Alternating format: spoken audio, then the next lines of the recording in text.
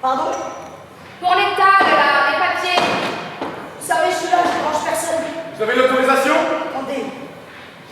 Quoi? Vous savez bien que je ne l'ai pas. Ah bon? Personne ne l'a, madame. À côté non plus, vous voyez bien. Non, je ne vois rien du tout.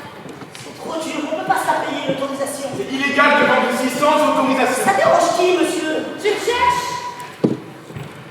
Je suis juste là. J'essaye de gagner ma vie, c'est tout, je fais bien mal. Ça, c'est à moi d'en décider. Vous voyez bien que j'essaie de me débrouiller. J'entends ça tous les jours de la part de petits cons comme toi qui se croient plus malins que les autres. Tu te crois plus malin que les autres? Non. Eh ben alors, pourquoi tu te fous de ma gueule? Pas du tout, j'essaie juste de vendre mes fruits. C'est quoi ton nom? Mohamed, Mohamed comment? voici ici. On t'a déjà chopé? Réponds! On t'a déjà embarqué? Eh ben alors, Mohamed, tu te crois plus fort que nous? S'il vous plaît, monsieur. Allez, on confisque. Vous pouvez pas faire ça! Tu veux voir? Non, s'il vous plaît!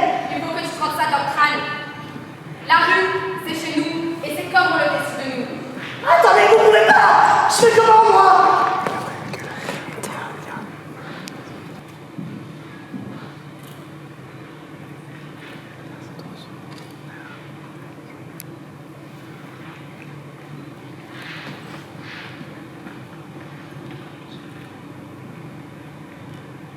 Non? Voici ici. Prénom? Mohamed, Profession? je vends des fruits et des légumes. Numéro de licence? Justement, madame. Vous n'avez pas de carte? Non, Pas d'autorisation de vente? vraiment. Pourquoi tu dis que tu es vendeur alors? Je sais pas, vous voyez bien, on essaie de se débrouiller. Je vois. Objet de la requête? Je voudrais récupérer ma marchandise. Celle que tu vends sans autorisation. C'est tout ce que j'ai. Ça a un prix, ça? J'ai pas d'argent. Pas d'argent, pas de marchandises. Si vous m'enlevez ça, j'ai plus rien. Et si je te la rends, il n'y a plus de sanction. Et sans sanction, c'est le désordre. S'il vous plaît. Je peux peut-être m'arranger. Mais il va falloir que tu fasses un effort. Je vous jure, j'ai rien. Très bien, requête rejetée. Ah, je fais comment, moi? Faut bien que je nourrisse ma famille. Et moi, Mohamed, tu as pensé à la mienne de famille? J'ai pas d'argent.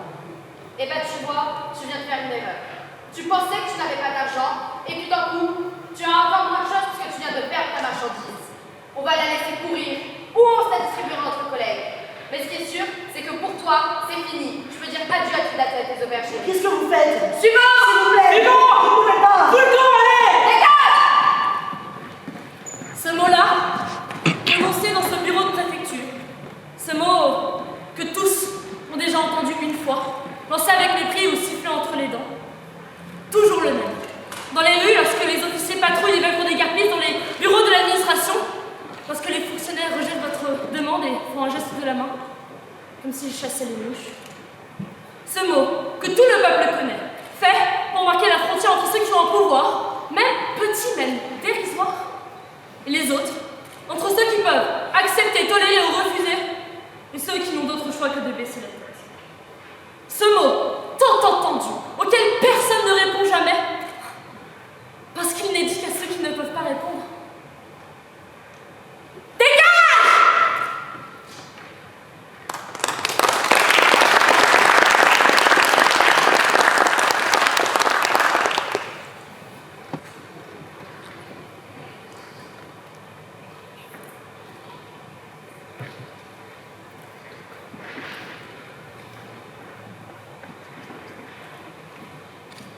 Que fais-tu, Mohamed?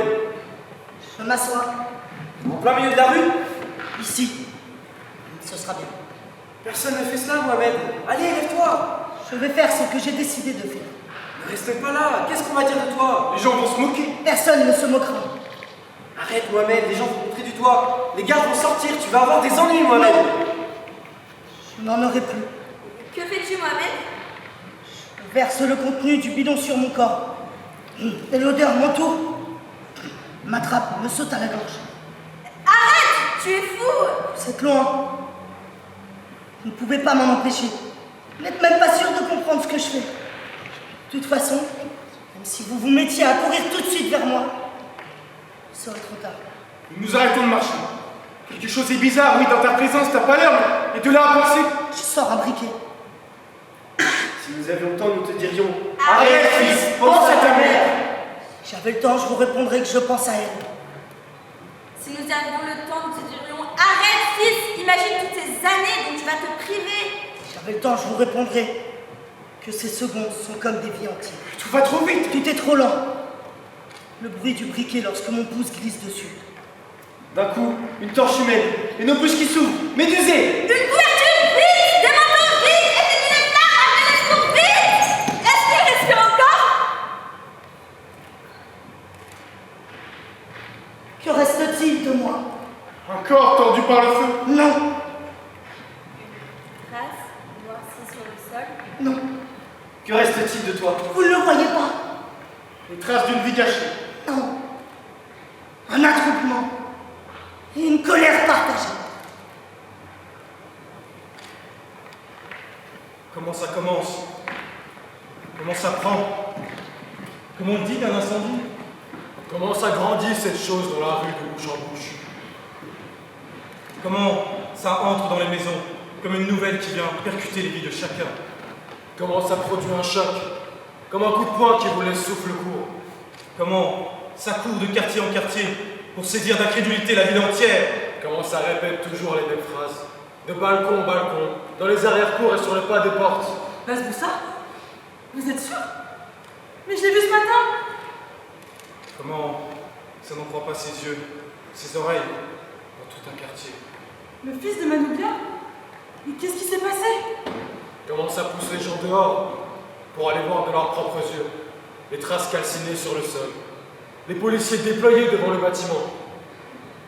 Comment tout cela leur confirme qu'il s'est passé quelque chose, qu'il se passe quelque chose, qu'il va se passer quelque chose? Comment la rue commente, explique, répète des bribes d'informations entendues ça et là? Mohamed? Oui. Entre la vie et la mort? Comment ça finit par nous prendre tous? Et Mohamed Bouazizi devient d'un coup le nom que nous attendions, celui que nos lèvres avaient envie de prononcer. Ils disent que tu vis encore. Ils disent que ton corps a été emmené au plus vite. Ils disent qu'ils prennent soin de toi, font tout leur possible. Ils montrent des images où l'on te voit couvert de bandages de la tête aux pieds. Le temps s'ouvre. Tu ne meurs pas. Tu tiens. Un jour, puis 2, 3, 5, 15. Tu tiens. Si tu mourais, Mohamed, ce jour-là ou le lendemain, ta mère t'enterrerait. Nous nous figerions en entendant ces cris, puis nous irions la voir. Pour lui dire qu'elle peut compter sur nous si elle a besoin. Nous t'enterrerait et enterrerait notre colère avec. Tu dois le sentir. Alors tu tiens pour nous offrir du temps. Tu tiens, Mohamed, sous tes bandelettes, invisible aux yeux de tous, dans ta laideur de grand brûlé, souffrant le martyre par chaque pore de ta peau. Tu tiens 18 jours, qui sont 18 offrandes à la révolte qui se prépare. Le pays a le temps d'apprendre la nouvelle. Le pays a le temps de penser à ta mort, à la charrette de fruits arrachés, Il a le temps de mettre des mots sur ce qu'il t'est arrivé. et de sentir que ces mots, il les connaît depuis longtemps. Humiliation, arbitraire, ces mots les ont toujours accompagnés. Pauvreté, corruption. Ça m'a fait monter la colère. Le pays a le temps de comprendre que ce que tu as brûlé en t'immolant, c'est notre servitude. Tu as brûlé notre silence et notre soumission. Tu as brûlé nos jours lents, sans perspective de rien. Petit à petit, nous nous pressons. Restons devant l'hôpital et décidons de ne plus bouger. Nous sommes de plus en plus nombreux. Et c'est là seulement que tu meurs. Au bout de ce long chemin de souffrance, lorsque nous sommes prêts à comprendre ce que tu nous as offert en allumant ton briquet, alors nous te portons. Regarde, Mohamed. Nous sommes une foule. Nous te portons. Nous prenons ton nom, Mohamed Bouazizi, ton nom. qui sera désormais celui de notre colère. Comment ça grandit maintenant, dépassant tout ce que l'on pouvait imaginer, s'étendant de ville en ville, de région en région. On parle d'abord de manifestation, mais le mot n'est pas assez grand. On parle de révolte, mais le mot n'est pas assez définitif. Comment ça se met à parler de nous alors? Partout, sur les chaînes du monde entier. Tunis devient la capitale de quelque chose qu'il reste à nommer. Comment nous ne pouvons plus reculer, parce que nous sommes ivres de ce qu'il se passe tout autour de nous. Comment ça s'embrase littéralement pour devenir, sans que plus personne ne puisse en douter, le début d'une révolution.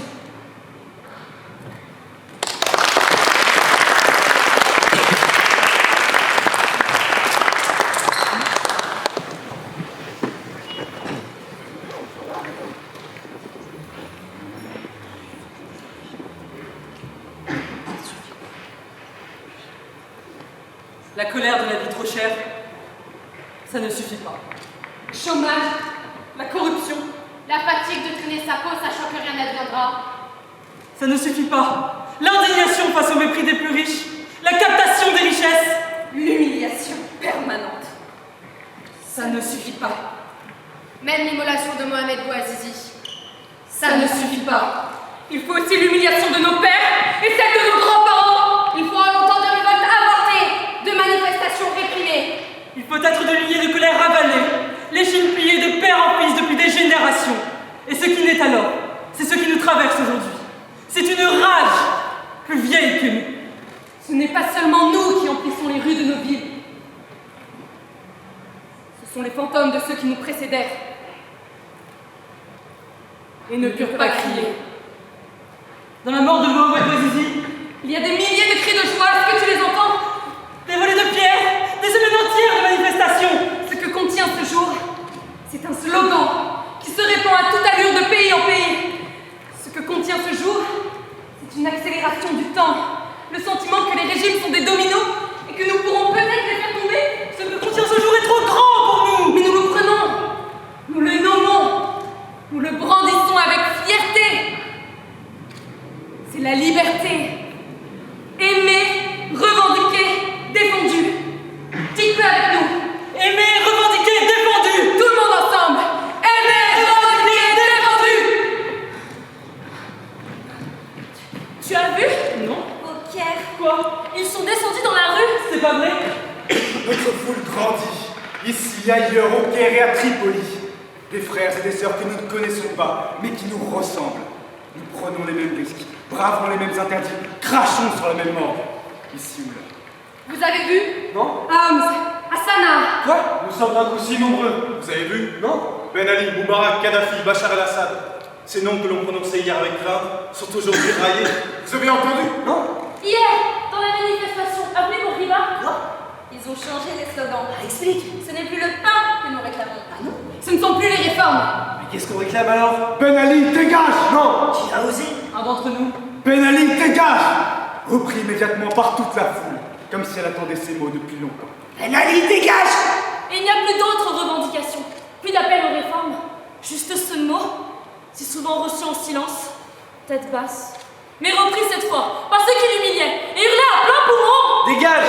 Dégage! Ce mot, plus fort que tous les autres, qui contient toutes les colères. Dégage! J'avais jamais fait ça. Sortir dans la rue, sans dire où on va et quand est-ce qu'on rentrera, filles et garçons mélangés. J'avais jamais fait ça. Entrer dans une foule si grande et pas seulement la traverser, mais en être et s'y fondre. J'avais jamais fait ça. Tous ces gens que je ne connaissais pas, mais avec qui on parlait, riait, dansait, et sur le visage des autres filles, je reconnaissais ce même sourire, celui qui était le mien, et je savais qu'elle non plus, elle n'avait jamais fait ça. Il y avait de la musique, des slogans, un temps qui durait, s'étirait. Tout était à nous. La rue, les journées, la joie. Tout était à nous, qui n'avions rien. J'avais jamais fait ça. Mehdi m'attendait en bas. On avait convenu qu'on irait ensemble. J'ai passé la tête par la fenêtre quand il a appelé et je lui ai dit que j'avais besoin d'encore 5 minutes. Il a levé les bras au ciel, mais il a souri. 5 minutes. J'ai pris les ciseaux dans la cuisine et j'ai coupé mes cheveux. Je ne sais pas pourquoi j'ai fait ça, ce n'était pas nécessaire. Tout un tas de filles sont dans les rues avec leurs cheveux, leurs voiles. Mais je voulais, je ne sais pas, quelque chose de joyeux, de décidé, de définitif. J'ai ramassé mes cheveux et je les ai mis dans la poubelle. J'ai enfilé mon manteau, j'ai lancé à la cantonade, je sors, et avant que mes parents aient le temps de me voir, de répondre, de faire quoi que ce soit, j'ai claqué la porte. Dehors, Mehdi est resté bouche bée. Je me souviens, à cet instant, là, sur ma nuque, de la caresse de l'air. C'était nouveau. J'étais heureuse. Et à cet instant, là, j'aurais pu embrasser Mehdi, à pleine bouche, car tout était à nous. Tous les amis s'étaient donné rendez-vous le matin même. On en avait parlé un peu crânement, envisager les choses, parler du mouvement comme si on avait déjà fait ça 1000 fois.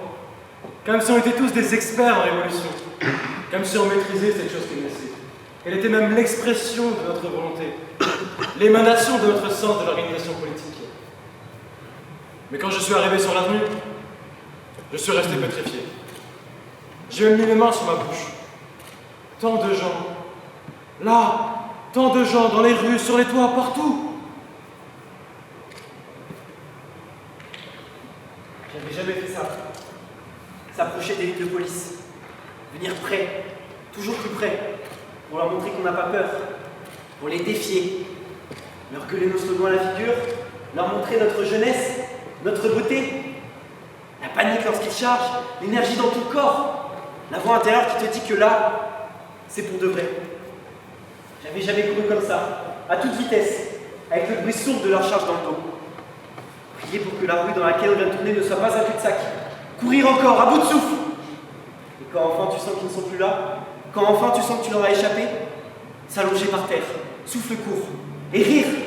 Rire hors d'haleine avant d'aller retrouver les copains égrenés ça et là. Tout se raconter, se taper sur les épaules avant d'y retourner. Pour leur montrer qu'on est là, encore là, et qu'ils ne nous auront pas. J'avais jamais crié comme ça. Chez moi, parfois, ça m'arrivait. Les jours d'énervement, ou quand ma petite sœur prenait trop de temps dans la salle de bain. Des choses comme ça. Mais sinon, jamais. Devant les parents, jamais. Une fille, ça crie pas dans la rue. Et là, tous ces garçons et toutes ces filles qui hurlaient à s'en casser la voix, qui brandissaient leurs chaussures, qui faisaient le drapeau de leur t-shirt. Et c'était joyeux. Au début, je n'osais pas. Alors Slimane m'a dit. Vas-y! Je n'ai pas compris tout de suite. Vas-y! Dégage! Il y avait tellement de bruit, c'est à peine si je me suis entendu moi-même. Plus fort! Dégage! Qu'est-ce que t'as dit? Dégage! On n'entend rien! Dégage! À qui tu parles? Saleh, dégage! À qui d'autre? Moubarak, dégage! À qui d'autre? Kadhafi, dégage! Dégage! Dégage!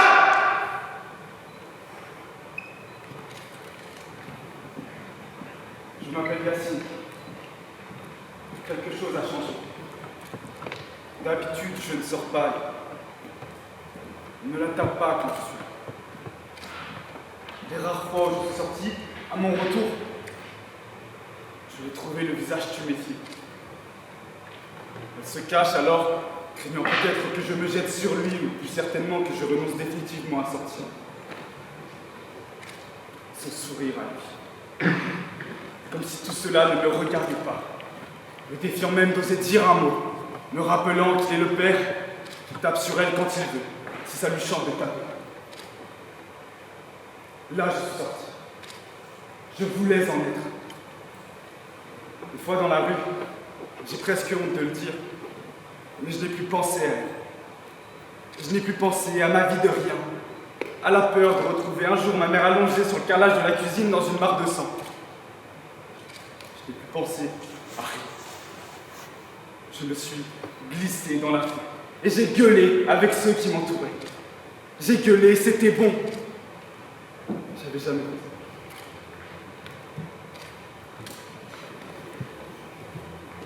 Je m'appelle Jalil. Quelque chose a changé. J'ai dit à mon petit frère que je l'emmenais. Mes parents ont d'abord dit non, mais j'ai insisté.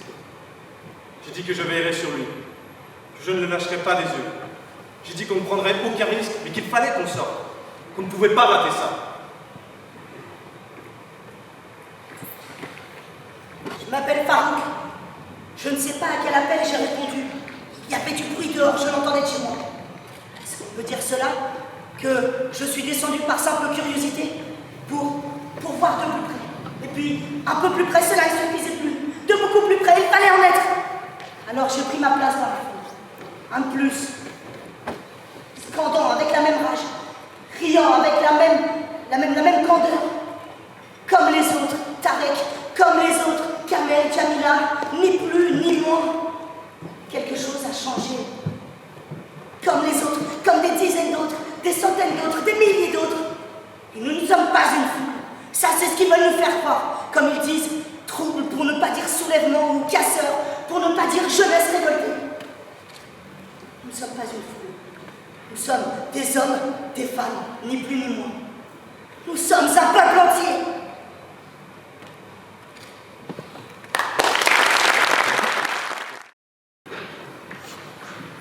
Penche-toi un peu, là, comme ça. Regarde au bout de la rue. Tu vois la devanture du magasin de Monsieur Amrouche? En rouge, là. Oui. Un peu plus loin. Il y a les chaises du café Messieurs. Tu es sûr qu'il les a sorties? Oui. Elles sont là. Je ne les vois pas, papa. Tu les voyais l'autre jour? Oui. Mais aujourd'hui, je ne les vois pas. Concentre-toi. Est-ce que ça veut dire que je ne verrai bientôt plus la devanture du magasin de Monsieur Amrouche? Non. Ça veut dire qu'il faut que je prenne rendez-vous avec le médecin. Est-ce que tout va bientôt devenir tout noir? Ne dis pas ça. Est-ce qu'on se souvient toute notre vie des couleurs qu'on a vues qu'une seule fois?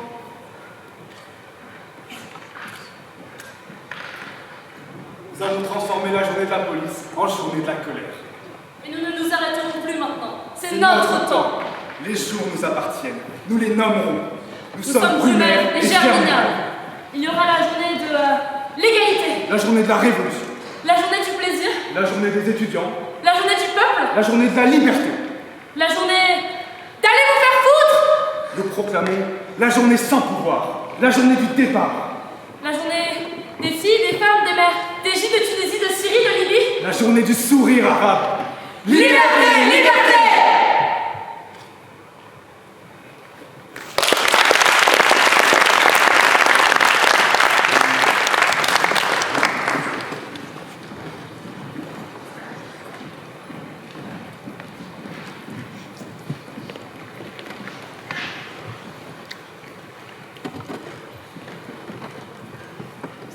Je regarde tout, le plus possible, pour me souvenir de tout.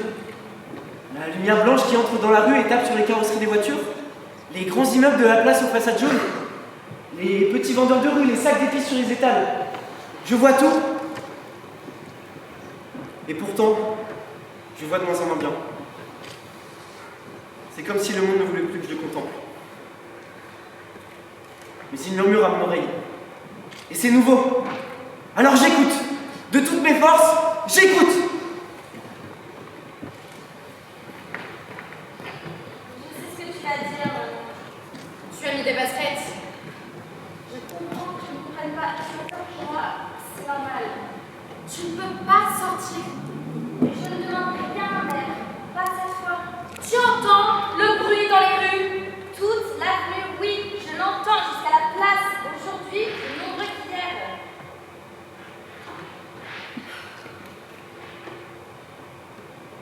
Tu ne peux pas sortir. Pas avant d'avoir identifié la robe. Tu vas sortir? Et mes souliers aussi. Maintenant? Ne crois pas ce qu'ils disent, fille. Les luttes, nous les avons menées, mais jamais jour pareil ne nous a été offert. Que fais-tu, mère? Nous l'avons attendu ce jour. Tu viens? La seule différence qu'il y aura entre toi et moi, c'est que je ne vais pas y aller en basket. Je veux y aller comme si j'allais en mariage. Parce que ce qu'ils doivent voir, ce qui doit leur brûler les yeux, c'est notre dignité. Je crois que je l'ai vu. Au moment d'allumer ce briquet dans ces secondes qui étaient des vies. Je crois que je l'ai vu, que sept pays s'embrasseraient, que mère et fille iraient ensemble, que père et fils se retrouveraient tournerait dans la roue, que la foule grandirait de jour en jour. Je crois que je l'ai vu, que 7 dictateurs seraient réveillés en pleine nuit par leurs conseillers apeurés qui leur murmuraient que la situation devient véritablement préoccupante. Je crois que je l'ai su, qu'une foule inimaginable scanderait mon nom. C'est pour cela que je n'ai pas failli.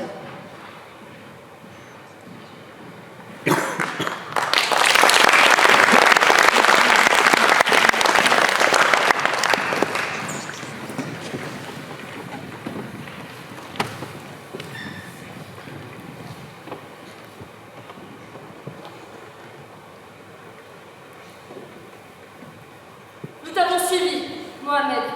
En Tunisie, en Égypte, d'autres comme toi se sont immolés. Mais toi seul as un nom, Mohamed. J'étais aussi Neji. Qui s'en souvient? Électrocuté en agrippant un fil à haute tension. Nous avons nourri la révolte de notre sang, de notre vie. J'étais Mohamed Anam, et Shawkib el-Hussein el-Adri, mort sous les premières balles de la réaction policière. Mais toi seul as un nom, Mohamed. Même courage pour nous, même peur, même odeur de brûler sur nos vies qui s'achèvent. Mais toi seul as un nom, Mohamed. N'avons-nous servi à rien? Nos sacrifices inutiles, ignorés? Ce ne sont pas nos noms que les foules scandent avec ferveur. Ce ne sont pas nos noms. Et nos parents pleurent sur des cercueils qui se sont renfermés sur des corps défigurés. Nous t'avons suivi, Mohamed. Et comme à toi, ce qui répond à notre mort, c'est la jeunesse révoltée et joyeuse d'oser l'être.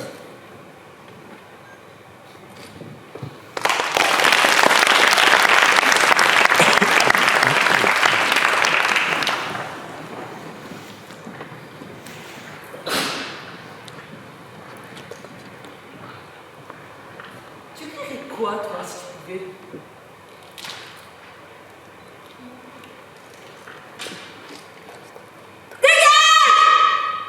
C'est bien. Oui, mais pour nous, les filles, tu vois ce que je veux dire? Que je veux pouvoir sortir quand je veux. Quoi d'autre? Écouter de la musique. Retrouver les garçons le soir si ça te plaît. Et toi? Merde. Avec À mon père. pas. Merde à ma mère aussi. À la surveillance. Au regard en point des vieilles tantes. Aux études interrompues, aux vêtements qu'on ne choisit pas. Non, attends. J'ai mieux. Merde à notre virginité. Tu dirais ça C'est ça qu'écrit les filles dehors. Tu n'entends pas? comme tu dis pas. Liberté! Liberté! Ça veut dire foutez-nous la paix! Ça veut dire laissez-nous libres de baiser, de ne pas baiser, de dire oui, d'essayer, de dire non, d'avoir envie ou pas. Ce n'est pas une révolution d'hommes. Nous sommes là, nous sommes descendus, nous sommes tenus par les bras les uns les autres. Nous sommes descendus en groupe. Nous voulons être écoutés à l'égal des hommes lorsque nous parlons. Ce soir, nous ne rentrerons pas à la maison. Nous ne rentrerons pas parce que maintenant, chez nous, c'est ici, dans la rue. Merde au verrou, aux portes et aux volets. Pour une fois, la ville est à nous.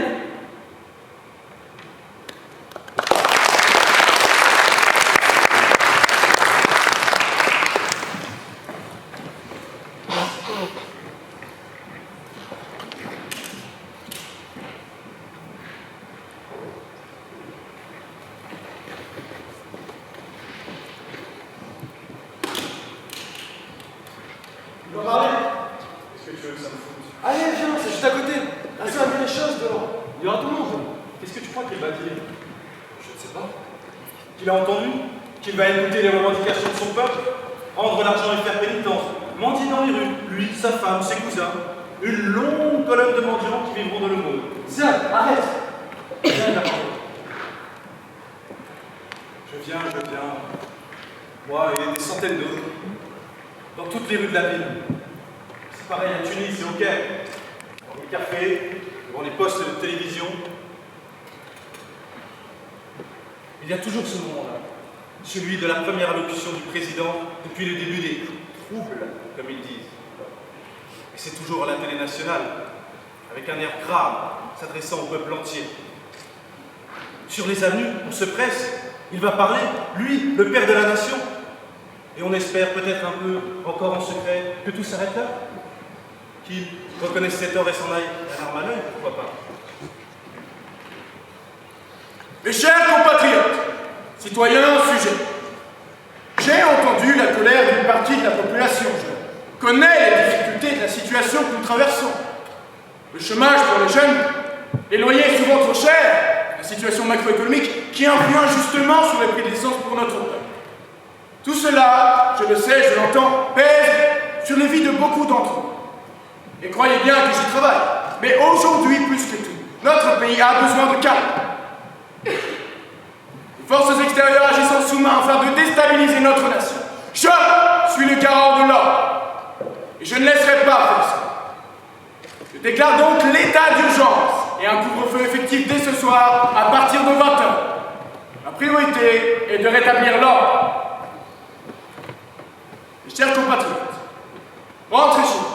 Laissez le gouvernement, les ministres, mes collaborateurs travailler.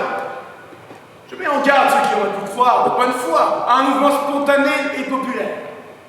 On vous a trompé. Ne devenez pas complices de l'ennemi extérieur. Rentrez chez vous. Les forces de police seront obligées de vous considérer comme des fauteurs de troubles et ennemis à la patrie. Et ce n'est pas ce que vous voulez, croyez-moi. La foule, sur les chaises en plastique, debout au coin des rues, tous serrés les uns contre les autres, muets, comprenant que demain sera un jour d'affrontement. Que demain des mères pleureront leurs enfants. Et puis c'est Had qui dit « Regardez, il reparle !» Et comme si les génériques revenaient. Depuis le palais présidentiel, toujours, l'hymne national et tout, air grave et tout. Mes chers compatriotes, petit pédé, bande de là, je vous ai entendu et je vous torcherai là-dessus. Pour qui vous prenez-vous? Vous vouliez des réformes, c'était déjà trop. Et maintenant vous voulez que je dégage?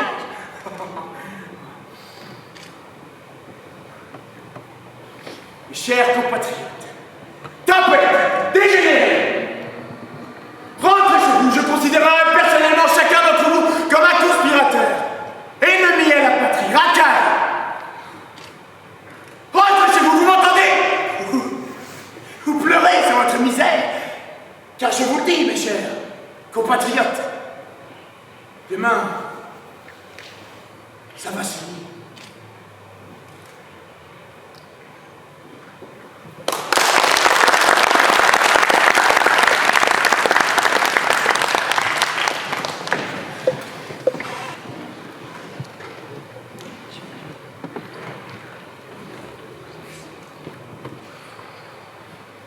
De ce jour, des gens nouveaux apparaissent dans les rues. Ne portent pas d'uniforme, ne sont ni policiers ni soldats, mais ont l'arrogance de la matraque et des sourires d'impunité. Ils ont vidé les prisons et ont promis à toutes ces petites frappes de l'argent s'ils faisaient une vie d'enfer aux manifestants. C'est toujours la rue, l'enjeu. À qui est-elle? Qui va la tenir?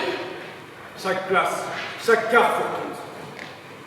Il faut se battre pour garder un trottoir, conquérir un pont, tenir un carrefour. Il faut se battre pour ne pas quitter la place Tahrir. Tous les jours, même encerclé, même empêché, même pris d'assaut. Tous les jours, il faut y revenir.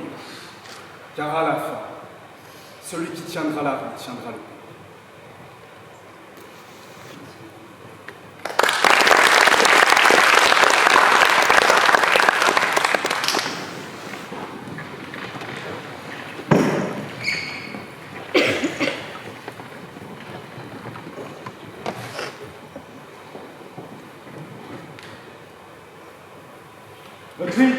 Oui, papa, il faut qu'on accélère un peu, sinon on ne va pas y arriver.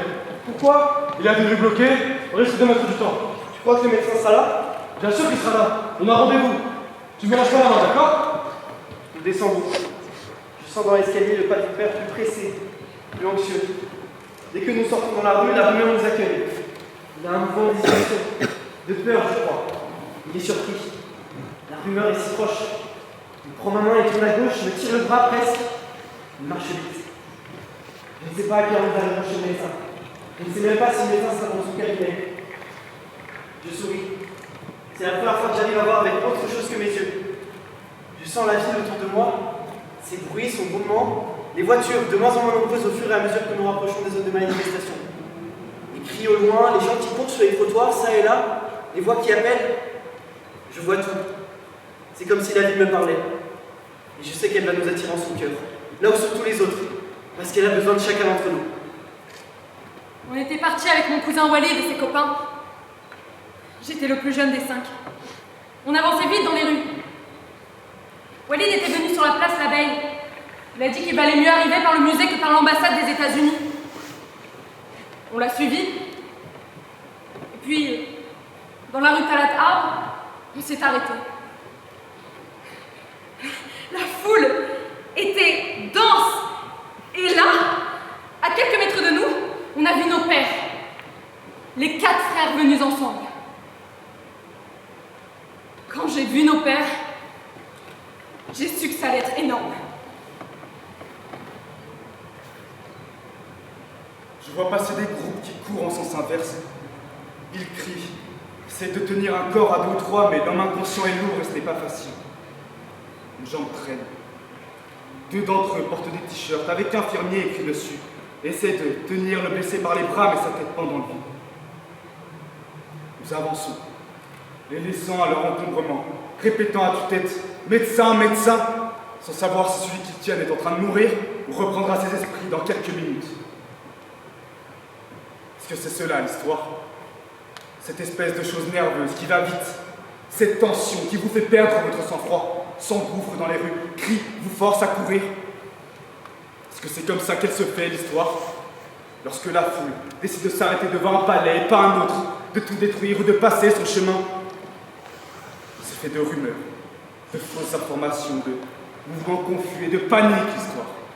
C'est fait de peur, de remords, de petits hasards. De corps qu'on traîne sur le sol, sans savoir s'ils sont déjà morts ou simplement évanouis. Garde-moi serré, notre fille. On va juste traverser la ville. Mais on ne peut pas. Je ne lui dis pas, mais je sais qu'on ne peut pas. Ne me lâche pas la main. Je sens son corps nerveux. Il me fait mal à la main, mais je ne dis rien. Je sens des dizaines d'autres corps autour de moi qui me serrent, me bousculent. Nous sommes bloqués. Il faudra du temps avant de se frayer un passage. Mon père, un temps, il croit encore. Essaye de passer, dit « Pardon, excusez-moi, mais les gens n'écoutent pas. » Cela devient de plus en plus compliqué. La foule nous entraîne. Je sens sa force lente qui converge vers ma place. Et cela me plaît. C'est ce que je voulais. Que la foule nous fasse sienne. Nous sommes au milieu de milliers d'autres. J'essaie de me concentrer sur chaque bruit, chaque odeur. Il y a une nervosité autour de moi, dans l'air, dans les silences, que je n'avais jamais ressentie. Dans la nuit ultérieure, moi et mes cousins, on a été au contact avec les policiers. Ils tirent des grenades lacrymo, chargent pour nous faire reculer. Et nous revenons, prenons les grenades à terre et les relançons. La fumée dans les rues désertes de champs de bataille. Je me souviens d'avoir vu une bouteille de cocktail Molotov lancée par un type derrière moi. J'ai regardé la courbe lente de la bouteille à l'endroit vers les lignes des policiers. Le mouvement dans sa chute, le bout de tissu déjà en feu, je ne voyais plus rien d'autre. Et la bouteille ne semblait jamais devoir retomber. Je savais que lorsqu'elle éclaterait au sol, on jetterait tous des pierres à toute volée, parce que pour une fois, c'était peut-être eux qui allaient reculer. Nous voulons des radios libres, des blogs pour pouvoir rire, exprimer nos idées, nous moquer de ceux que nous trouvons grotesques. Nous voulons nous habiller comme bon nous semble. Nous aimons notre pays, mais pas la patrie. Nous aimons nos familles, mais pas le père de famille. Nous aimons notre travail, mais pas la soumission. Et nous aimons rire. Nous sommes nombreux, si nombreux qu'une si petite place ne suffirait pas à nous contenir. C'est là que nous avons entendu. Arrivons de la rue Tahir. Attention! Il charge! Il charge! Je veux se retourner! C'était pas des policiers, mais des hommes lançant galeux sur des chameaux! Ils fonçaient sur nous avec des matraques, des bouts de poing, tapaient sur tout ce qui les entourait! En un instant, la foule s'est écartée, courant partout, essayant de se mettre à l'abri. J'ai senti que mon père me lâchait la main. La paix! La paix! La cohue, la peur, la panique, les gens qui courent, crient, se bousculent, tombent à terre. 2 heures plus tôt, vous avez pris à part et donné des bateaux. De l'alcool aussi. Je connaissais une bonne dizaine déjà, croisés à la prison. Ils ont dit qu'on pouvait avoir la liberté et même de l'argent, que c'était pas bien compliqué, qu'il suffisait de foncer sur ce tas de tapettes et de leur foutre une bonne raclée. Ils ont dit que l'important, c'était de s'amuser, taper sur tout ce qui bouge, de faire comprendre chez leur mère. Puis après, quand on a tous dit oui, ils nous ont parlé des chameaux. Et là, on a souri, parce qu'on a su que ça allait être marrant. Il charge! Il charge! Papa! Bonne fée! Je l'entends à peine, loin, déjà écarté par les dizaines de corps qui nous séparent. J'avais piqué les flancs du chameau pour qu'il aille à toute vitesse. J'étais l'une des premières à arriver sur place. Et j'ai vu tous ces petits cons saisis de trouille, des étudiants, des fils à papa. J'ai tapé sur toutes les têtes à ma portée. Ça gémissait, ça détalait. À l'abri! Le hasard comme seule règle. Ceux qui sont sur la trajectoire et ceux qui éviteront la charge. Un pas en arrière, quelques mètres parfois, suffisent à définir ceux qui vivront et ceux qui saigneront. Et puis, tout à coup, il y a ces voix de part et d'autre. On tient la place! On ne recule pas, on tient la place! Et après avoir fui par instinct, la foule se ressaisit. J'ai senti un moment de flottement, puis tout a été très vite. Je n'avais jamais pensé. Ils se sont mis à attaquer. La foule, soudain, se rue sur les chameaux et se jette à l'assaut des cavaliers. Ils sont temps. Il en arrive de partout. Je me tourne dans tous sens, donne des coups. Le type devant moi vient d'être désarçonné. Le chameau lui-même est à terre. Il y a des dizaines de mains qui tapent. Ils s'en prennent à moi. Ils sont 5 ou 6. Je ne peux rien faire. Ils vont me lapider. On tient la place! Faites tomber les chameaux! Attrapez-les! Assassin! Assassin! Vengeance! C'est à cela que je pense. Ils pensaient nous faire détaler comme des souris. Ils pensaient pouvoir reprendre la place. Ils ont tapé nos frères, nos sœurs. Vengeance!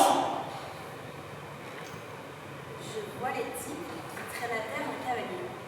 Ils le roulent de poule avec les pieds, les mains. Est-ce que je devrais avoir pitié? Est-ce que ce type n'essayait pas il y a 5 minutes de me frapper à mort ou de m'écraser sous les sabots de son chameau? Mon petit frère, là.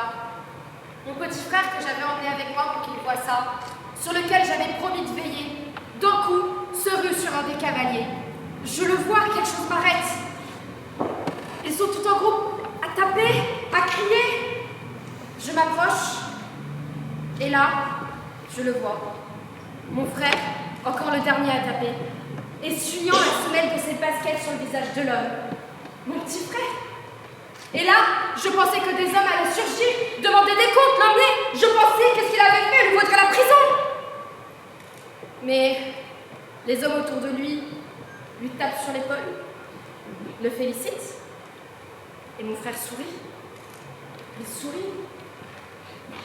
En quelques secondes, le piège s'est refermé sur nous. Moi, je gis, le crâne ouvert, un peu plus loin de ceux que je connaissais de la prison, finit de se vider de son sang. Ils nous ont tués. Nous avons été stupides, filant à toute allure dans une foule parce qu'on nous avait dit qu'elle serait peureuse. Je n'avais pas de chameau. Nous étions plusieurs dans ce cas-là, une vingtaine. Nous sommes arrivés sur la place en courant derrière les cavaliers. On allait moins vite. Le temps qu'on arrive, les premières bêtes avaient déjà été renversées. J'ai vu ce qui allait se passer. J'ai lâché mon bâton, et lorsque la foule a avancé pour engloutir notre charge, je me suis mêlé à eux. Et je suis là maintenant. Personne ne me voit. Personne ne peut se douter que je suis un de ceux des chameaux. J'attends, et puis quelque chose se met à monter en moi, et je me mets à crier comme les autres. Le peuple veut la chute du régime! Et à cet instant, je sais que je ne quitterai plus la place. Regroupez-vous, on tient la place! Ils ne nous chasseront pas. Nous sommes là, nous restons là. Ils ont beau vider les prisons, soudoyer les milices. Ils ne nous vaincront pas. Moubarak, dégage! Moubarak, dégage! Le monde nous regarde, nous n'avons pas le droit de faiblir. Je me souviens de ce corps, là, à terre, baignant dans son sang. J'étais tout proche et le type gémissait, mais je ne me suis pas penchée. Je sais pourquoi je n'ai pas bougé. Il faisait partie de ceux qui nous avaient chargés, et je ne voulais pas. Je l'ai regardé, surpris de ce froid qui était en moi, puis je suis passée, le laissant à sa douleur. Il y avait un petit à côté de moi. Il m'a dit qu'il avait été séparé de son père pendant l'attaque des cavaliers. Je l'ai pris par la main, je lui ai demandé son nom. Il m'a dit Lotfi. lui ai demandé s'il voulait que je le raccompagne chez lui. Il m'a dit que non, qu'il voulait rester sur la place. La ville est là, à nouveau. Elle ne fuit pas, ne s'éloigne pas. Je ne la vois plus, mais je la sens. Et c'est bien. Alors je l'ai emmené là où nous avions mis notre campement. J'ai dit aux copains que le petit aveugle était notre mascotte, parce que la révolution ne laisse personne derrière elle. Il a souri. Il était minuscule dans cette immense foule. Et pourtant, il avait quelque chose en lui. Je ne sais pas. Il était si beau. Et il avait l'air si heureux d'être là.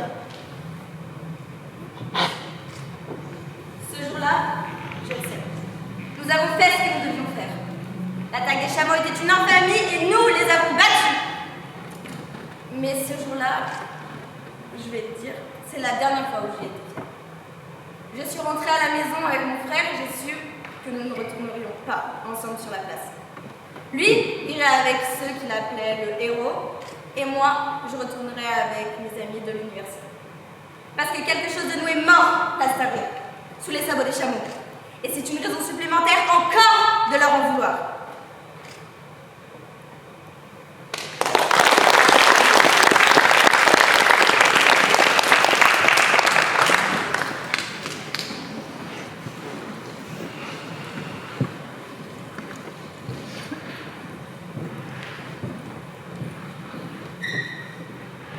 C'est là que nous nous séparons. Pendant un temps, nous avons été frères et sœurs de révolution, unis dans un grand peuple de 7 pays. Même appétit, même exigence, même ardeur, unis d'un bout à l'autre de la Méditerranée par les mêmes mots. Pacifique, dégage! Mais nos pays se rappellent à nous. Ils ont un nom à nouveau qui les sépare les uns des autres. Nous regardons la Tunisie à la télévision et nous pleurons. Soyez heureux, frères. Ici, le sang coule. Il ne s'agit plus de manifestants, de policiers tirant de gaz lacrymogènes. Il s'agit d'une armée qui tire sur sa population. De traques systématiques d'opposants, de crimes de disparition, de torture. Il s'agit de guerre. Entre nous, c'est là que nous nous séparons. Pour notre malheur, nous sommes Syriens à nouveau. Pour notre malheur, Libyens à nouveau.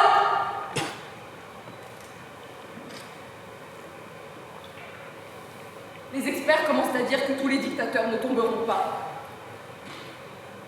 Ou que s'ils tombent, la situation politique qui suivra sera celle d'un chaos.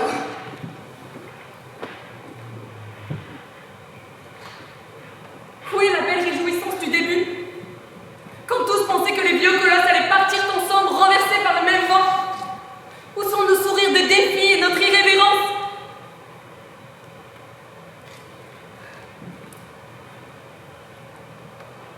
Adieu, frère. C'est là que nous nous séparons. Nos pays nous rappellent et ils n'ont pas même nom. Nous regarderons votre liberté à la télévision et nous sourirons.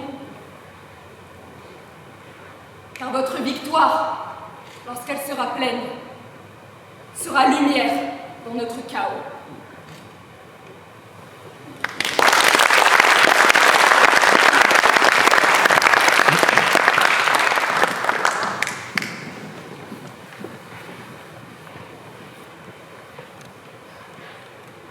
Depuis quelque temps, ce sont les tirs de Kalachnikov qui nous réveillent. Depuis quelque temps, nous le sentons, nous avons perdu notre innocence. Les coups reçus, les morts de plus en plus nombreux, les amis tués, enlevés, disparus, sans que l'on sache s'ils sont déjà morts au moment où on s'en inquiète ou s'ils réapparaîtront un jour. Le corps percle de douleur, l'âme brisée par les matraques. Depuis quelque temps, nous éprouvons un désir accru d'héroïsme, et c'est dangereux. Nous le savons, c'est comme ça que l'on meurt, parce qu'on a voulu braver un peu plus, un peu trop, relevez la tête. Allez manifester malgré les mauvais augures. Un désir accru d'héroïsme pour ceux qui ne sont plus.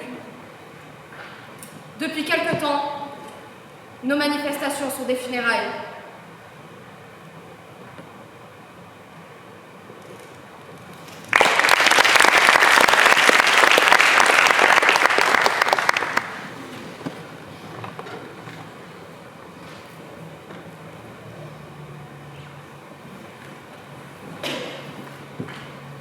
Portez le corps de nos frères! Les cercueils aux banderoles, portez les cercueils. Regardez les corps de la jeunesse disparue. Nous sommes lourds d'un renouveau. À bas les dictateurs! Portez les corps des martyrs. Ils iront jusqu'au bout. Liberté! Liberté! Portez le corps de ceux qui sont tombés pour vous! Et songez que nous n'avons plus le droit de renoncer!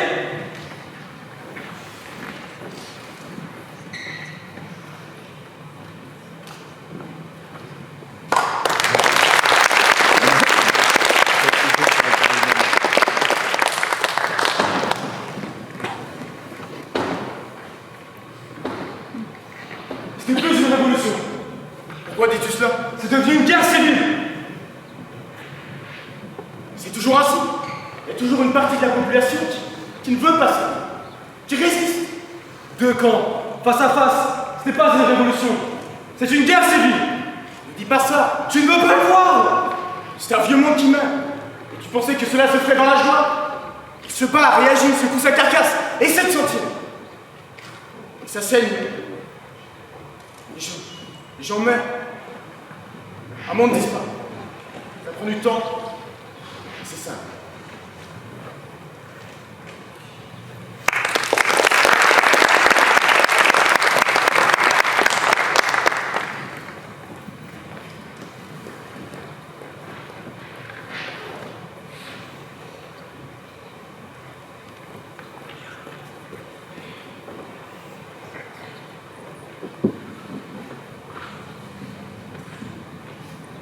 Tu vas parler. Qu'est-ce que tu veux que ça me foute? Arrête, Yad, viens, c'est juste à côté. Oui, je sais. À ça, mamie, les tables d'or, il y aura tout le monde. Qu'est-ce que tu crois qu'il va dire? Vous êtes une bande de petits merdeux. Et même si ce pays doit s'écrouler tout entier, je resterai accroché à mon palais pour des siècles à venir. Comme ça. Arrête, Yad, viens. Je viens. Il y a beaucoup de monde chez Rassa. Comme la dernière fois. Tout le monde a l'air de penser qu'il va se passer quelque chose d'important. Comme la dernière fois. Il apparaît à l'écran. L'hymne national et drapeau fatigué.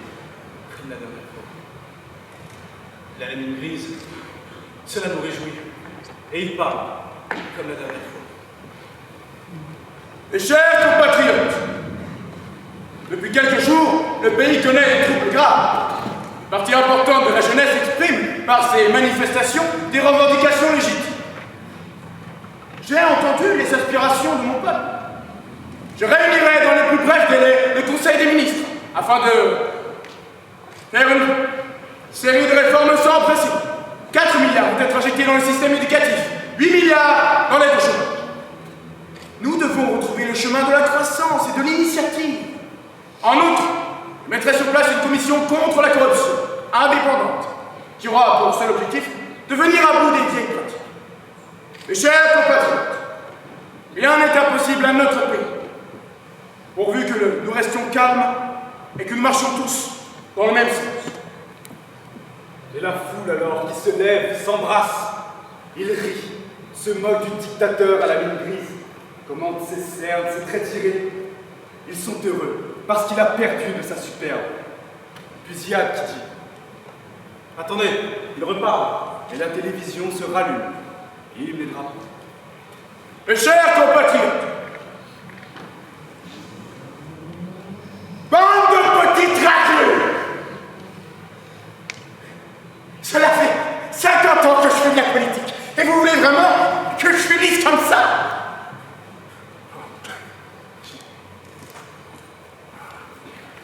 Je vous entends, je vous entends, je suis bien obligé, vous êtes partout. Il m'est devenu impossible d'aller au restaurant, de prendre une voiture. Même quand je chie, j'entends mon cri tout autour du palais. Je vais Je vais injecter des milliards partout où vous voudrez. Si c'est cela que vous voulez entendre, je vous le dis. Je vais faire des réformes aussi, créer des commissions. Je mettrai des têtes nouvelles. Oh, vous allez adorer. Je nommerai un Premier ministre plus jeune, un de ceux susceptibles de vous plaire. Et lentement, patiemment, lui, comme les autres, je le corromprai. Et le pays, bande de petits canards, le pays lentement me reviendra. Et à la fin des fins, quand vous regarderez bien, je vous le promets, vous verrez que j'aurai toujours le cul sur mon trône et que personne ne me l'en fait bouger. Il avait peur, ça crevait l'écran. Ses phrases sèches, sa mine tendue. Un conseiller avait dû lui dire, il faut tenter le tout pour le tout. Et il y était allé, en se disant que s'il y avait une chance de renverser la vapeur, il fallait essayer. Mais je l'ai vu. Et tout le monde l'a vu, la peur. C'est cela qui nous a montré. Alors les réformes, les milliards, on n'a même pas écouté. On a crié, on a sauté. On savait que le lendemain, on serait des millions. Et que la fin approchait. Parce que c'est lui qui venait de nous le dire. Avec sa fausse empathie, son air de papa bienveillant. Ne tenez plus qu'à.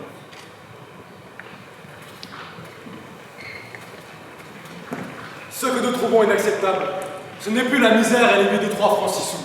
Ce n'est plus le chômage, la corruption, les journaux muselés, l'impunité.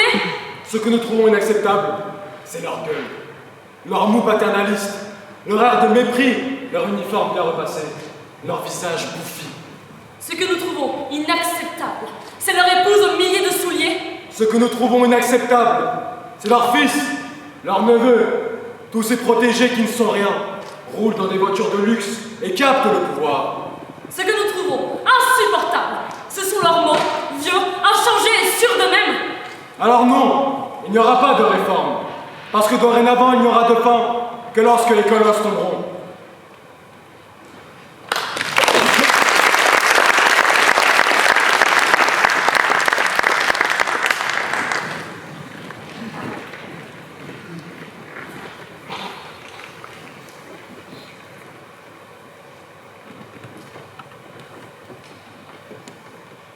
Comment ça finit? Plus vite qu'on pouvait l'imaginer. Comment tout s'accélère d'un coup, les foules de plus en plus grandes. Les avenues de Tunis et du Caire, devenus fleuves vivants de silhouettes serrées. Pays debout! Comment plus rien ne peut résister, et les colosses en quelques heures deviennent petits. On verra des images de leurs visages apeurés, filant à l'arrière de Berlin aux vitres teintées, ou montant dans les avions au point du jour. Les visages vont souffler de coups parfois, pris dans une foule épaisse, qui ne demande qu'à lâcher. Comment ça se termine? Peuple debout! Qui sent qu'il est sur le point d'y parvenir, renverser les idoles et en être sidéré. Tout le temps! Après des heures de cris, de manifestations, de mobilisation, Après des jours de combat, de bras de fer, de peur. Après des générations de silence, de soumission. Après des dizaines de vies immolées, d'innocents sacrifiés. comment ça tombe? Sans un bruit. Et ce qui frappe alors, Ce ne sont pas les grandes phrases. Ce n'est pas l'assaut final, qui souvent n'a pas lieu. Qui souvent est escamoté par une fuite de Varenne au milieu de la nuit. Ce qui frappe, C'est la vacance. Du jour au lendemain, Plus rien. au palais. Tous au palais! Il n'y a plus de garde. Entrez! Forcez les portes. Poussez! On va tout mettre à bord. Ça craque. Dégagez les planches! Plus encore, ça va céder. Révolution.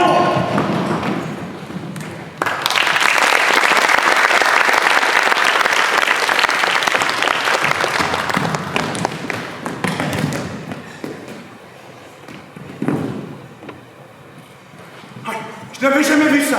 Des pièces si grandes. On a monté les étages 4 à 4, il y avait des salons les uns après les autres. On a cassé. Ouais, on a cassé. Les fenêtres peut-être. Les bases aussi. Oh, il y avait des rideaux, on a déchiré. Ouais, on a déchiré. Oh, c'était si grand. Et puis les chambres avec des draps de toit, je m'en souviens. On a arraché. Ouais, on a arraché. Pour les prendre, on allait ramener chez nous. Non. Juste parce qu'on avait gagné.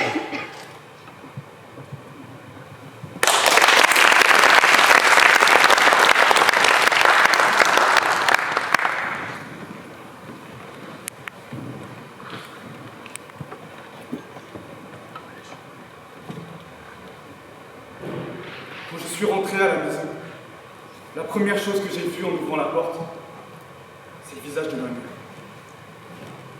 Elle était là, hésitante, défoncée. Elle a esquissé un sourire, mais c'était une grimace. Pendant une semaine sûrement, il a dû s'en donner à cœur joie. Avec ses mains lourdes, sa bouche abîmée. Moi, j'étais sorti. Aller faire la révolution. Quand elle a ouvert la porte, j'ai pensé que si j'y étais allé, c'est parce qu'autre chose m'appelait, qui dépassait ma mère et mon envie de hurler. Autre chose.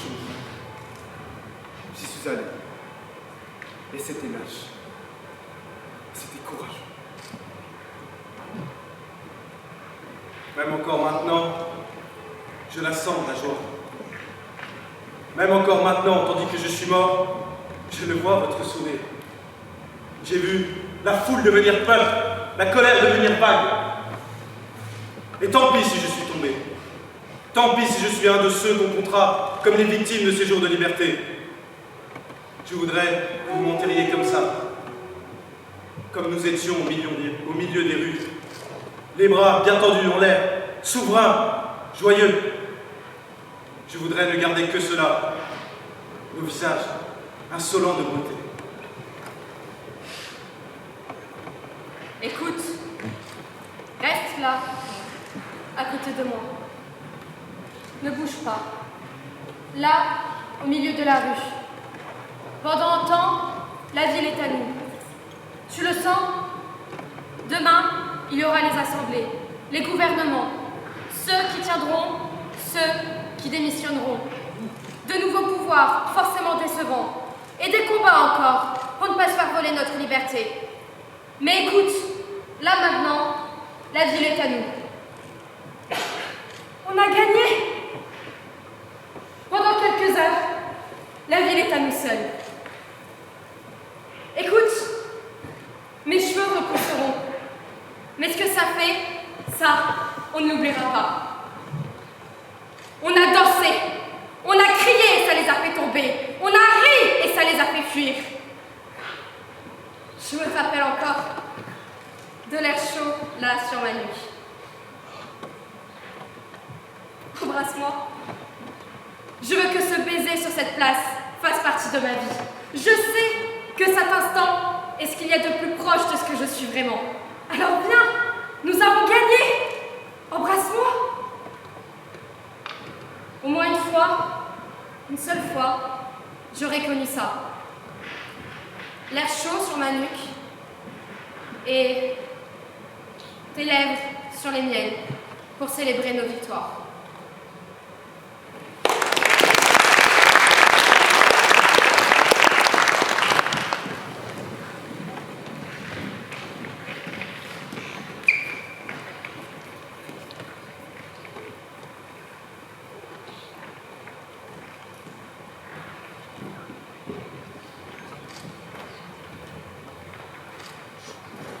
Que tombent les colosses!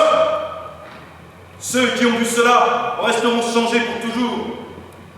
Vous avez vu les géants aux pieds de glaise se décomposer, devenir petits, devenir peureux, devenir vieillards.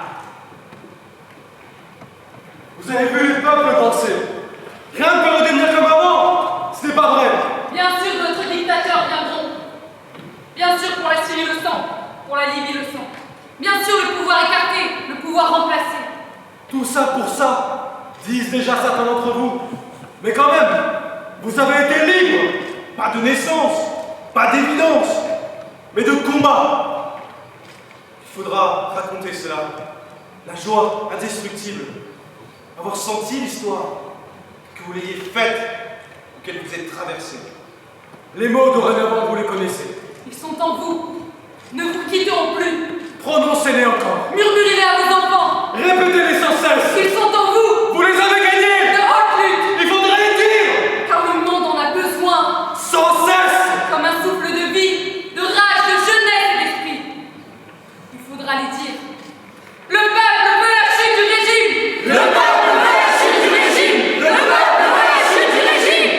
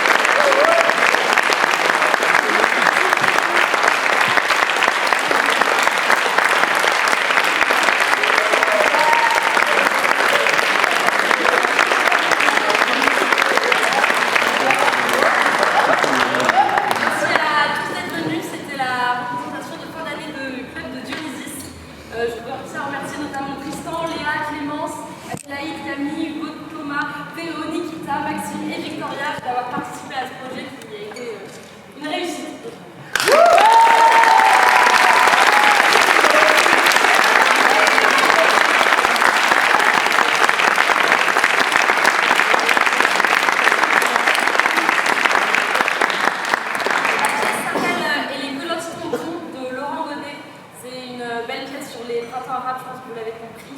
Et je trouve que ça a encore plus une initiation de sens dans le contexte actuel. Donc merci à tous d'être venus et passez une bonne journée.